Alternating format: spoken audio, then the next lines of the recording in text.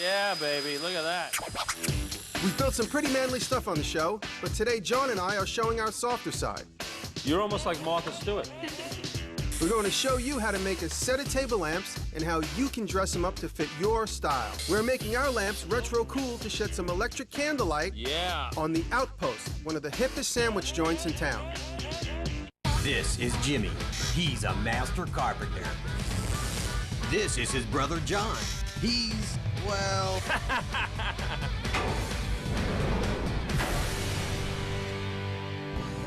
Hello, Colin. How are you? Hey, welcome back, Jimmy. What's up, dude? Hey, John. How you been? I've been all right. What about you? Since you make the best sandwich in Brooklyn, I want to give you a gift. All right. We're going to make a pair of lamps, and I want to give them to you. Is there any particular style you would like to see?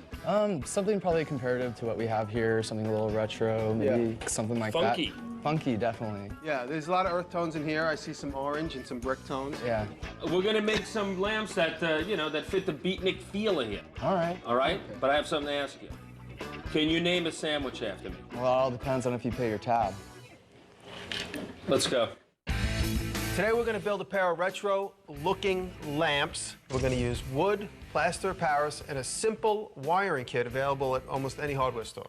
We're going to take styrofoam bowls that I got at the supermarket, and we're going to use them as molds to cast plaster of Paris into. And then we're going to use those as the elements to make up the final look of our lamp. The base is going to be a dark brown wood. Right. And the lampshade will be sort of a light brown burlap. Okay, I get it. It looks really nice. Thank you. What's the first step?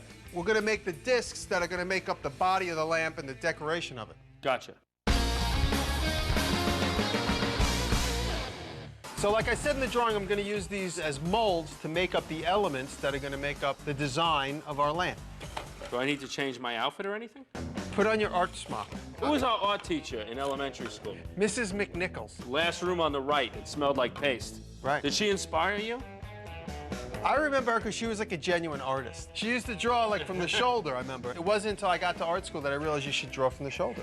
I never heard you should draw from the shoulder. I did not know Instead that. of drawing like this. That's the way I draw. Here's the threaded rod, which is going to hold all of our elements of our lamp together, and the wire is going to run down the center of this hollow threaded rod. Each casting we make needs to have a hole in it. Instead of drilling it later, we're going to cast it with the hole in it by cutting a little chunk of this dowel rod and gluing it in place. Very inventive. Thank you. So I want to make sure that it's high enough to stick it out of the plaster. So we'll go to about there. Okay?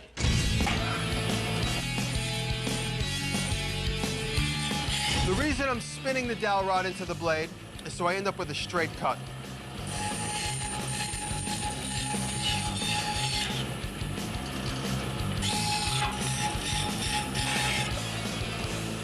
The next step, we're going to mix up some plaster Paris, and we're going to pour it into each one of the dishes.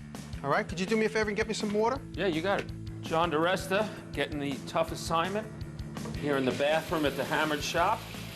It's almost like I'm filling up a dog's water bowl for Jimmy to drink out of. Is this enough? This will be plenty. We could always get more. The way you mix plaster, you shake it into the water. It smells. And you let it soak in. You keep shaking it until it floats at the top of the water.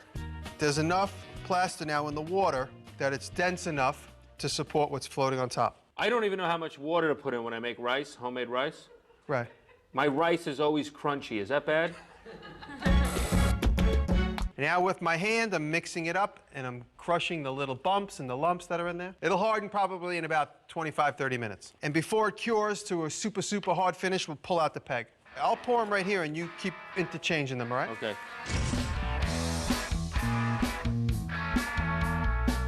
Okay, who wants a piece of birthday cake? Okay, now what we need to do is let the plaster Paris dry really good, and in the meantime, we're gonna go and cut the bases out. We're gonna make the lamp bases out of oak. What we need to do is glue up 2 blocks of wood to finish on the lathe. We're gonna make a circle out of it later.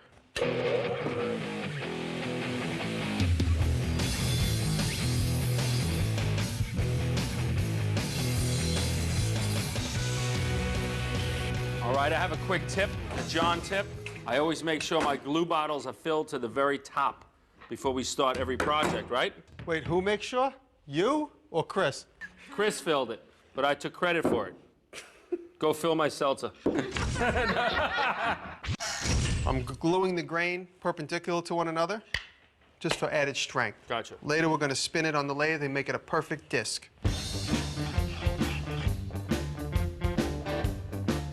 Okay, hold that. Okay. Now notice we're going to use the same clamps for both pieces.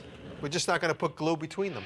I like these clamps because you can get a really, really strong grip. Since we're going to put them on the lathe, I would let them dry for several hours, maybe 4 hours. Okay. Now, we don't even need to wipe this off because we're going to cut this to a circle on the bandsaw. All right. There we go. I got to lift this? Yeah. Grab it with your dog paw.